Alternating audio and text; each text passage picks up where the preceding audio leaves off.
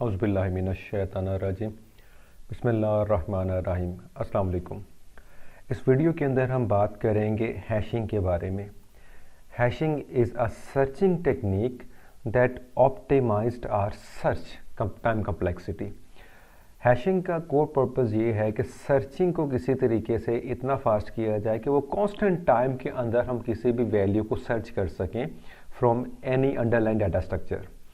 तो जितने भी डाटा स्ट्रक्चर है असल में तो उनका काम ही यही है ना कि सर्च को ऑप्टिमाइज़ किया जा सके, क्योंकि जब आप सर्च करके किसी जगह पर पहुंच जाते हैं तो दो में से एक ही ऑपरेशन परफॉर्म करना है। या तो आप डाटे को रीड कर रहे होंगे वहाँ पर, और या डाटे को राइट कर रहे होंगे।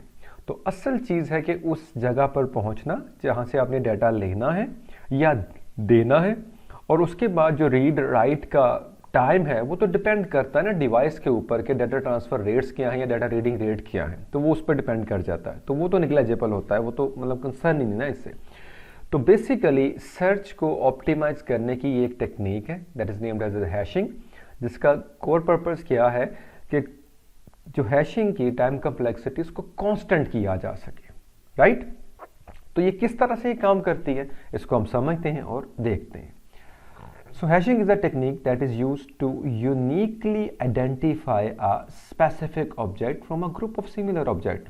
अच्छा, अब uniquely identify करने के लिए naturally कोई ना कोई ऐसी आइडेंटिटी उस पर्टिकुलर चीज़ के साथ या उस ऑब्जेक्ट के साथ एसोसिएट होनी चाहिए, तभी आप यूनिकली आइडेंटिफाई कर पाएंगे ना उसको। अब जैसे एग्जाम्पल के तौर पर जो स्टूडेंट का रोल नंबर होता है that is a unique identity, कि उस रोल नंबर के अगेंस्ट क्या है, स्टूडेंट की सारी डिटेल्स एग्जिस्ट करती हैं। उसका नाम, उसका फादर नेम, उसका एकेडमिक रिकॉर्ड, वो किस डिग्री में इनरोल्ड है, उसके कोर्सेज कौन कौन से हैं, एक्सेट्रा एक्सेट्रा।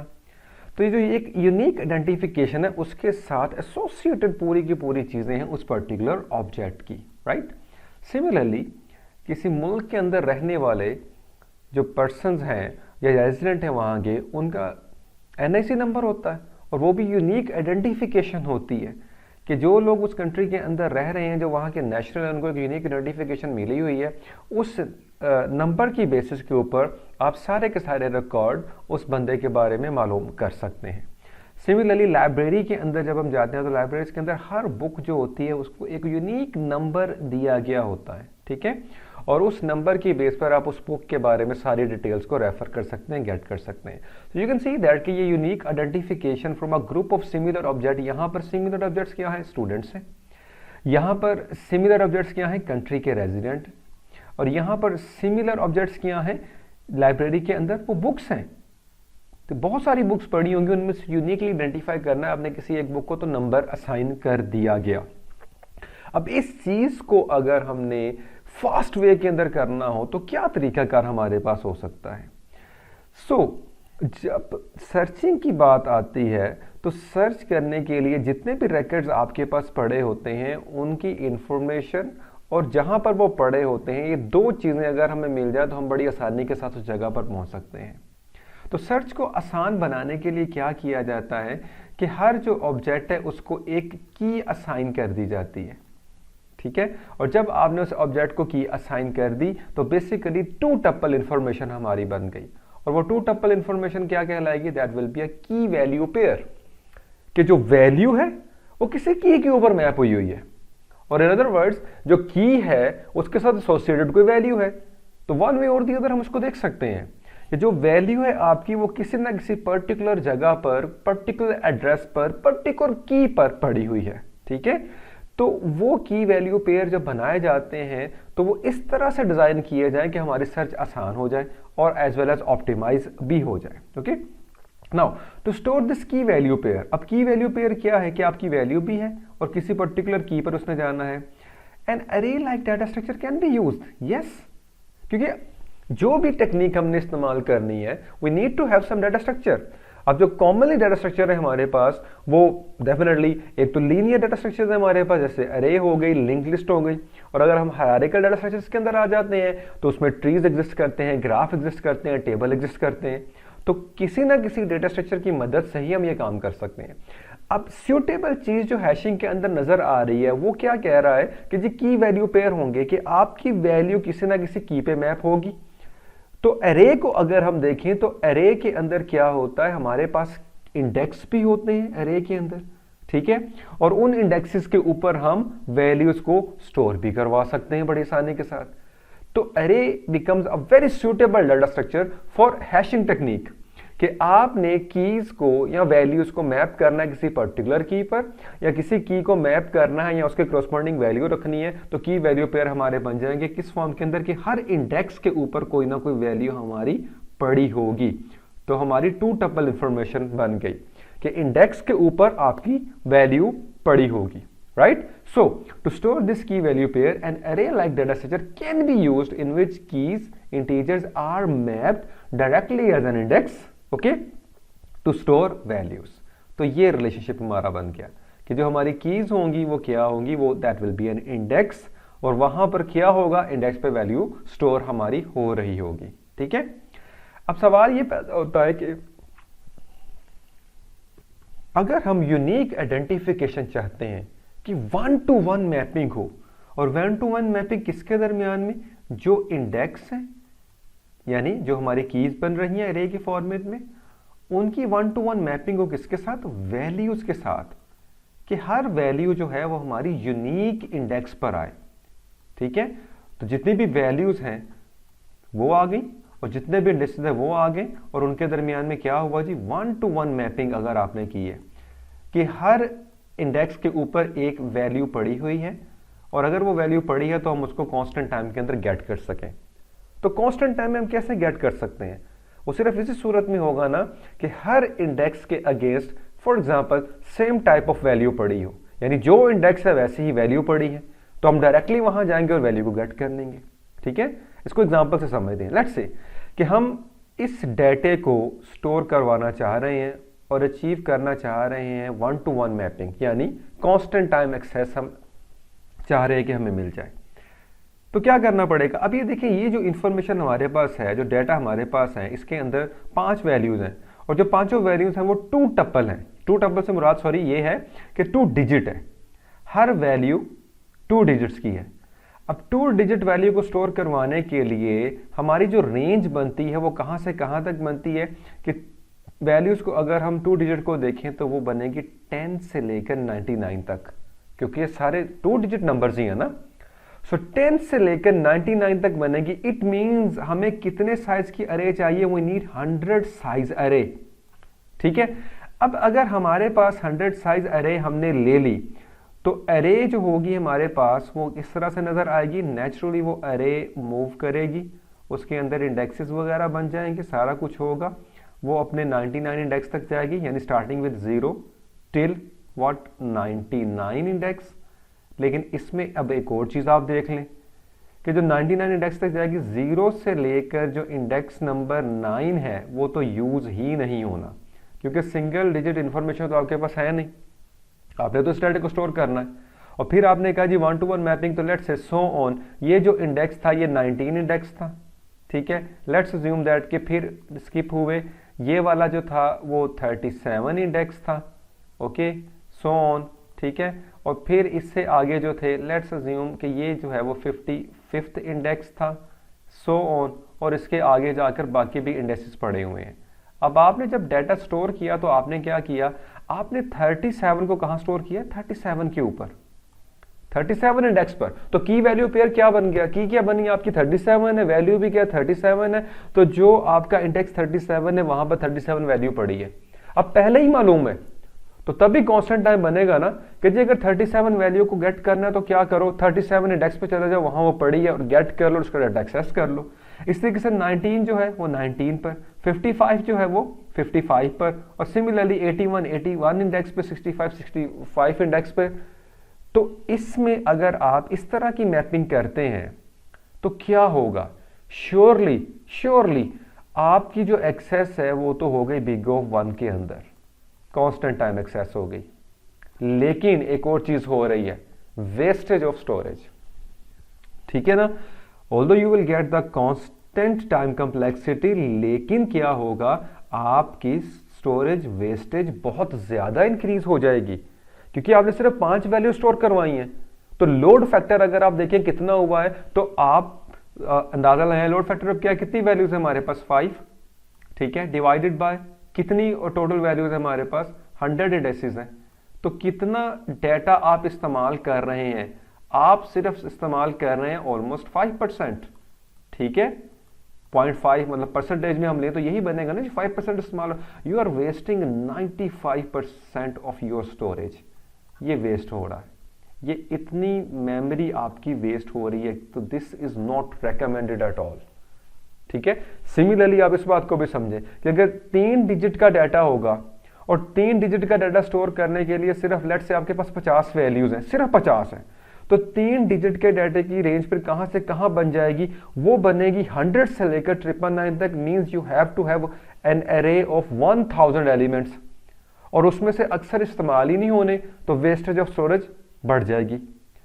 तो अब यहां पर जो हमारी कीज हैं वो बहुत बड़ी हैं, तो हमें कोई ऐसा मैकेनिज्म मिल जाना चाहिए जिसकी मदद से क्या हो कि हमारी जो बड़ी वैल्यूज हैं, जो बड़ी कीज हैं, वो क्या हो, वो स्मॉल हो जाए और स्मॉल इंडेक्सेस के ऊपर मैप होना शुरू हो जाए।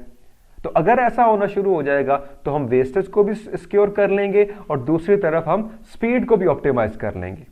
तो ये काम फिर हमने कैसे करना है, ये काम करने के लिए फिर हमें 2 चीजों की जरूरत पड़ती है, एक तो हैश फंक्शन और दूसरा है हमारा हैश टेबल। अच्छा, पहले हैश टेबल की अगर बात कर लेना, तो हैश टेबल यही चीज है जो हमें नजर आ रही है, जहां पर वैल्यूज वगैरह आपकी मैप हो रही हैं। यानी हैश टेबल की क्या है, दैट इज योर अरे, जिसके अंदर डाटा जाना है। और हैश टेबल की खूबसूरती क्या है, उसके अंदर 2 चीजें होती हैं, कीज होती हैं और दूसरी वैल्यूज होती हैं। सो हैश टेबल बेसिकली आपकी वो जगह है जहां पर आपने डाटे को रखना है, based on the keys, based on the values, right. अब हैशिंग के अंदर जो बहुत इंपॉर्टेंट चीज आती है ना, वो है हैश फंक्शंस, ठीक है। और हैश फंक्शन का काम क्या है, एज ए सेड प्रीवियसली, कि जो बड़ी कीज है हमारी, उनको अगर वो छोटा कर दे तो हम आसानी के साथ स्टोर करवा सकते हैं without creating any storage wastages, right. So in hashing large keys are converted into the small keys by using hash functions. तो हैश फंक्शन का मकसद क्या है जी, कि बड़ी कीज को कन्वर्ट करेगा किसके अंदर, स्मॉल कीज के अंदर, नंबर 1, ठीक है। Now, an element is converted into an integer called hash code. Okay, what will be the output of hash function? Then it is the hash code. ठीक है, हैश कोड जो आपको मिलेगा वो बेसिकली उस जगह का नाम होगा, उस जगह का एड्रेस होगा जहां पर आपने जाकर उस वैल्यू को स्टोर करवाना है। कीप दैट की value pair tuple in your mind, कि वो की वैल्यू पेयर जो है वो क्या है, उनमें से अब एक हैश कोड बन गया और दूसरी वैल्यू जो आपने देनी है। सो ये काम करेगा कौन, हैश कोड। तो हैश फंक्शन जो है आपको एक आउटपुट देगा, that is a hash code, वो एक इंटीजर ही होगा, and that integer is basically index of the अरे, जहां पर जाके आपने डाटा रखवाना है, ठीक है। Now this element can be used as an index, as I told you. So hash code क्या है जी, it is an index. So hash function आपको क्या देगा, एक एड्रेस कैलकुलेट करके देगा, किसकी बेस पर, आपकी वैल्यू की बेस पर, कि ये वैल्यू इस की पे जाके स्टोर करवा दो। वैल्यू अब जितनी बड़ी मर्जी हो जाए कोई फर्क नहीं पड़ता, हैश कोड उसको छोटा करके देगा आपको, और उस इंडेक्स पर जाकर हम वैल्यू को स्टोर कर देंगे। So this element can be used as an index to store the original element, right. तो क्या बन गया हमारा, की वैल्यू पेयर बन गया दोबारा से, ओके। अब the values are then stored in a data structure called hash table using key value pair. As I told you, what is hash table, it's an array. तो जो डेटा स्ट्रक्चर है हमारा, that become the hash table. अब hash table आपने array इस्तेमाल किया, हम इसलिए उसको रेफर कर रहे हैं। कोई और आप डेटा स्ट्रक्चर इस्तेमाल करेंगे तो उस लिहाज से आपको फिर की वैल्यू पेयर्स बनाने पड़ेंगे, ठीक है। तो यहां नॉर्मली जो है अरे ही इस्तेमाल होती है, because it's best suitable data structure for the hashing. और वो अब क्या बन गया है, that become a hash table which has the key as well as the value. और वैल्यू जो स्टोर होनी है उसके अंदर वो किसी हैश कोड की बेस पर होनी है, और वो हैश कोड क्या है, that is the index of the array, okay. And who is going to give you the hash code, your hash function. और हैश फंक्शन की वर्किंग क्या है, वो बड़ी वैल्यू को कन्वर्ट करेगा किसके अंदर, स्मॉल कीज के अंदर, ताकि डाटा स्टोर हो सके, okay. Now Hash function is used to compute the hash value code for the key, right? As I told you. So hash value भी कहा जाएगा, उसको hash code भी हम कहेंगे. Now hash value code is then used as an index to store the key in the hash table, right? जो original value है उस पर जो store करवाना है वो आपको मिल गया, ठीक है? Now hash function may return the same hash value code for 2 or more keys. This is called collusion. This is possible, very much possible, and it will happen कि हैश फंक्शन क्या करेगा, हो सकता है कि वो मुख्तलिफ वैल्यूज के लिए आपको सेम हैश कोड रिटर्न कर दे, यानी सेम इंडेक्स रिटर्न कर दे with respect to the hash table. तो वहां पर अगर पहले से डाटा एग्जिस्ट कर रहा होगा उस लोकेशन पर, तो इसको हम क्या कहेंगे कि कोलूजन अकर हुई है. तो हैश फंक्शंस के अंदर कोलूजन्स आती हैं और उनको अगर कम करना हो, अवॉइड करना, तो क्या तरीकाकार होता है वो भी आगे चल के देखेंगे, right? But till now keep this thing in mind कि हैश फंक्शन आपको क्या प्रोवाइड करेगा, वो की प्रोवाइड करेगा जहां पर जाकर आपने ओरिजिनल वैल्यू को स्टोर करना है. वो बेसिकली की क्या होगी, वो एक्चुअल में इंडेक्स होगा एरे का जहां आपने डाटा रखवाना है, और उस इंडेक्स पर जाकर आप अपनी ओरिजिनल वैल्यू को रखेंगे किसके अंदर, हैश टेबल के अंदर, जो कि बेसिकली एक एरे ही होगी, राइट? ओके, अब एग्जांपल देखें कि हैश फंक्शन बनाना कैसे और उसको इस्तेमाल कैसे करना है. We have a hash table of size 10. It is an array, right? अब इसके अंदर 10 एलिमेंट्स स्टोर हो सकते हैं, ठीक है? तो वैल्यूज को मैप करने के लिए जो हैश फंक्शन बनाया जाएगा वो हम कैसे बनाएंगे, ठीक है? हमें एक ऐसा फंक्शन चाहिए जो कीज को, वैल्यूज को मैप करे, किसमें, इसमें. सो नॉर्मली जो हैश फंक्शन बनाया जाता है ना, वो मॉड ऑपरेटर की मदद से बनाया जाता है, ठीक है? और मॉड ऑपरेटर क्या जो प्रॉपर्टी है, यू नो वेरी वेल कि मॉड ऑपरेटर क्या करता है, जिस चीज से आप डिवाइड कर रहे होते हो वो उसी रेंज में आपको जो है आंसर्स देता है. फॉर एग्जाम्पल यहां पर साइज अगर है तो ये आपको हमेशा रिटर्न क्या करेगा, 0 से लेकर साइज -1 तक वैल्यू. इसके अलावा आपको ये कोई और रिजल्ट रिटर्न नहीं करेगा, ठीक है? तो जो आउट ऑफ बाउंड वाली प्रॉब्लम होती है उसको ये बड़ी आसानी से कवर कर लेता है. It is similar to the circular queue. Circular queue के अंदर भी जो अरे बेस्ड सर्कुलर क्यू होती है उसके अंदर भी मॉड को यूज किया जाता है ताकि आउट ऑफ बाउंड ना हो और वो वापस सर्कल बनाता रहे और मूव करता रहे. सो नॉर्मली जो है वो यूज द मॉड ऑपरेटर, ठीक है, to calculate hash code. Now this is your hash function for this table, for this hash table. क्या करेगा ये, H stands for hash. It will calculate the hash code of some key कौन सी है जो value आपने store करवानी है. As I said previously कि हैश फंक्शन क्या करेगा, बड़ी वैल्यूज को या बड़ी कीज को कन्वर्ट करेगा किसके अंदर, स्मॉल कीज के अंदर. तो फंक्शन क्या बनेगा, की वैल्यू को आप डिवाइड करेंगे किसके साथ, साइज के साथ. जो कोड कैलकुलेट होगा that will be the hash code, that is going to be an index जहां पर आपने किसको स्टोर करवाना होगा, अपनी की को यानी वैल्यू को. Okay, so the mode operator will convert large values into the small keys and also protect out of bound issue. Definitely out of bound होने ही नहीं देगा वो, क्योंकि मोड का ऑपरेटर सर्कुलर फैशन के अंदर मूव करता है. Okay, right. सो अब एग्जांपल को मूव करते हैं आगे. Let's say we want to insert 32. तो 32 का हैश कोड क्या बनेगा, 32 mod 10 is 2. तो ये रहा जी हैश कोड. इसका मतलब ये है कि इंडेक्स नंबर 2 पे कौन सी वैल्यू आपकी मैप हो जाएगी, 32 वैल्यू वहां पे चली जाएगी, ठीक है? तो आपने 32 को जाके वहां पे स्टोर कर दिया. ओके, अब अगर सर्च करने आएंगे हम तो तब भी यही फंक्शन इस्तेमाल होगा ना. ये तो नहीं हो सकता कि स्टोर करने के लिए एक फंक्शन हो और सर्च करने के लिए कोई और फंक्शन हो. नहीं, सेम ही फंक्शन होगा, हैश फंक्शन, क्योंकि आपने जिस हैश फंक्शन के जरिए डाटा रखवाया है उसी से आपने सर्च करना है ना. अब अगर यूजर आता है 32 को ढूंढने की कोशिश करता है तो आप क्या करेंगे, दोबारा हैश कैलकुलेट करेंगे. आपको की मिलेगी कि भाई इस जगह पे चले जाओ, वहां पे वो डाटा पड़ा हुआ है, वो डाटा आपको मिल जाएगा, ठीक है? ओके, अब नेक्स्ट अगर आता है, लेट्स से अब 55 आया. 55 mod 10 is 5. क्या मतलब है इसका जी, कि 5 पे जाओ, इंडेक्स नंबर 5 पे, और वहां जो वैल्यू है 55 उसको जाके स्टोर कर दो. राइट? तो जगह खाली थी, हमने स्टोर कर दिया। अब अगर आप सर्च करने आएंगे कभी, यूजर 55 देगा तो क्या करोगे? दोबारा से इसी फंक्शन को इस्तेमाल करना है, हैश कैलकुलेट करना है, जाके उस लोकेशन से डाटे को उठा लेना है। That's it. So 1 to 1 mapping हो रही है, राइट? सिमिलरली लेट्स से 186 आया। नाउ ट्राई टू अंडरस्टैंड, हमारे पास सिंगल डिजिट कीज हैं, लोकेशंस हैं, यहां 2 डिजिट डाटा आया, मैप हो गया। अब 3 डिजिट डाटा आया है, ये भी मैप हो जाएगा। क्यों?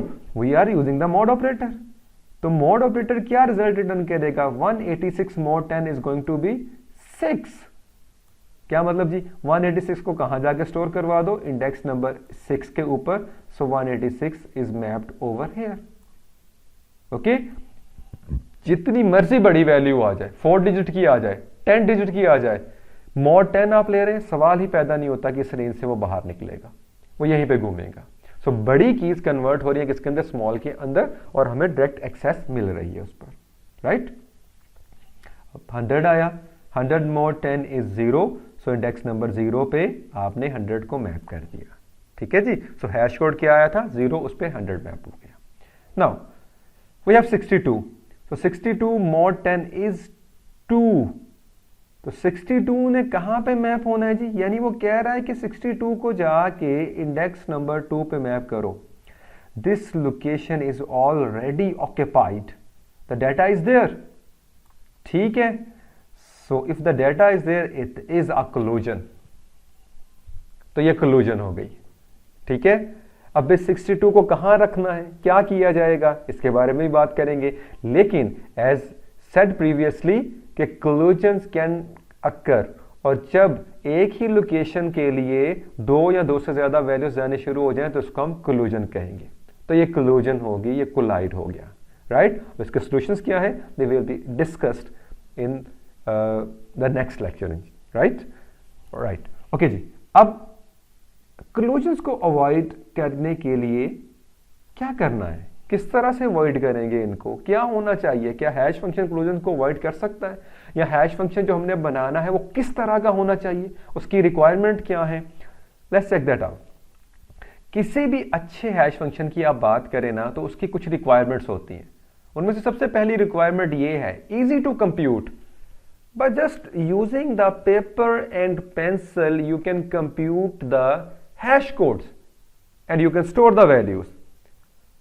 So it should be easy to compute, आसान होना चाहिए, नंबर 1। Number 2, uniform distribution.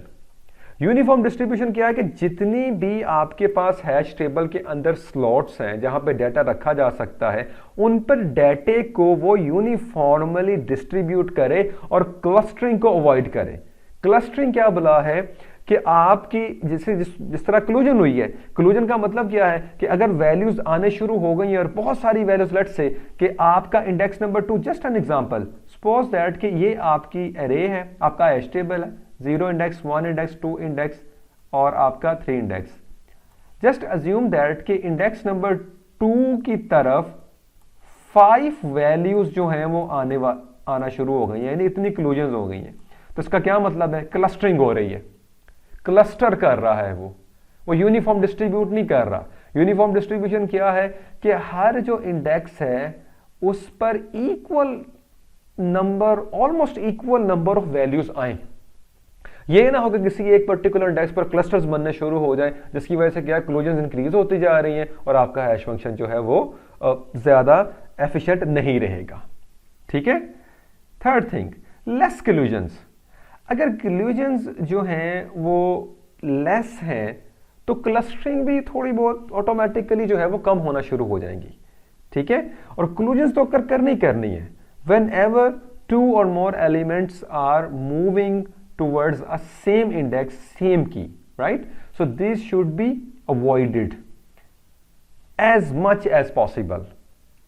ठीक है। तो ये 3 जो है वो चीजें होनी चाहिए। अब यूनिफॉर्म डिस्ट्रीब्यूशन के लिए हमें क्या करना पड़ेगा? उसके लिए भी जाहिर बात है सोच समझ के हमें हैश फंक्शन बनाना पड़ेगा ताकि ये क्लस्टरिंग वगैरह ज्यादा क्रिएट ना हो। ठीक है जी।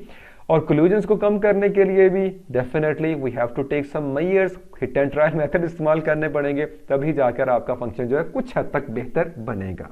ओके।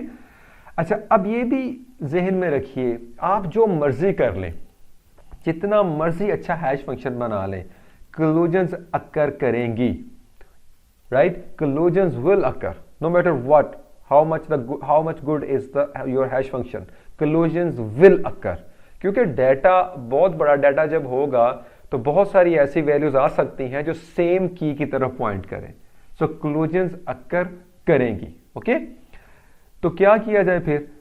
सो परफॉर्मेंस मेंटेन करने के लिए हैश टेबल की क्या किया जाता है? फिर मैनेज किया जाता है क्लोजन्स को। किस तरह से मैनेज किया जाता है? Through the techniques named as collision resolution techniques. Remember, hash function जितना मर्जी अच्छा आप बना लें, क्लोजन्स आएंगी, क्लोजन्स अकर करेंगी, आप उनको ख़त्म नहीं कर सकते। ठीक है, तो फिर उनको मैनेज कैसे किया जाता है? We manage them with the help of collision resolution techniques. ठीक है, देयर आर फ्यू टेक्निक्स जिनकी मदद से क्लोजन जो अकर कर रही होती हैं उनको हम मैनेज करते हैं, ना कि अपना हैश फंक्शन बदलना शुरू कर दें। और उसी के अंदर हम फिर देखते हैं कि यूनिफॉर्म डिस्ट्रीब्यूशन के लिए क्या क्या हमें करना चाहिए। ठीक है जी, क्लोजन रेजोल्यूशन टेक्निक्स जो हैं वो इंशाल्लाह हम अपने नेक्स्ट लेक्चर के अंदर डिस्कस करेंगे। ठीक है, जो नेक्स्ट लेक्चर इससे है उसके अंदर क्लोजन रेजोल्यूशन टेक्निक सारी डिस्कस कर दी जाएंगी, और ताकि ये हैशिंग का जो पूरा टॉपिक है वो कवर हो सके। राइट, तो ये सिर्फ इंट्रोडक्शन था इसके अंदर कि हैश फंक्शन कैसे बनता है, हैश टेबल क्या होता है। उम्मीद करता हूँ काफ़ी सारी चीज़ें समझ में आ चुकी होंगी आपके। अपना बहुत ख्याल रखिएगा। अस्सलाम वालेकुम वरहमतुल्लाहि वबरकातुहू।